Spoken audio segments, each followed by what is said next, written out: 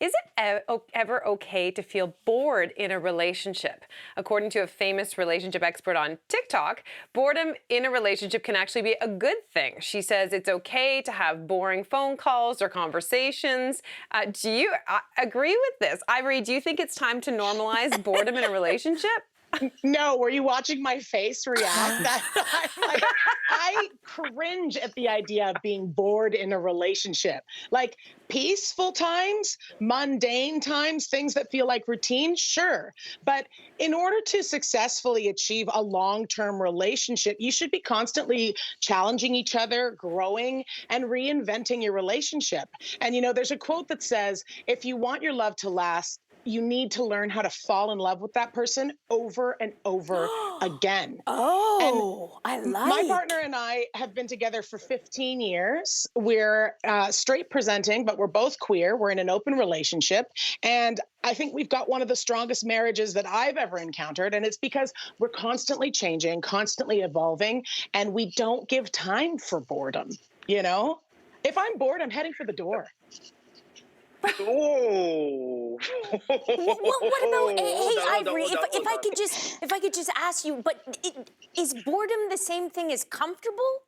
Like, are you? No, and that's why I cringe. Yeah. Comfortable, great. Okay. Comfort, rest, peace, stability, here for it. Don't mistake that for boredom. That's kind of what you're going for is a comfort level. But if you're bored in a relationship, you need to be examining if you're stagnating as people or as a couple.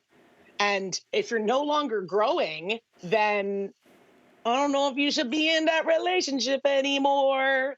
Brandon, are you into boring? Here's how I take this. Okay, I look at life like we've not a snort. Sorry.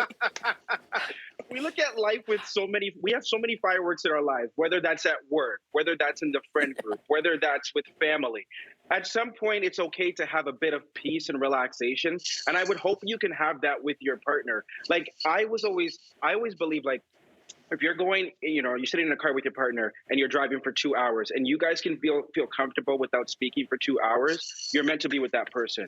There should be some form of comfort with silence. And let me tell you this, I was actually scrolling through TikTok the other day and I saw this TikToker and she's a psychiatrist and she was talking about how there are some people who feel that they always need to have fireworks in their relationship. And she said that can sometimes come from childhood trauma where maybe that child experienced two parents who were always going at it and that became normalized to them. So as they get older, when they're experiencing some form of boredom or some form of like calmness, it doesn't feel right. So they self-sabotage and try to create those fireworks. So for me, I got a lot of fireworks in my life.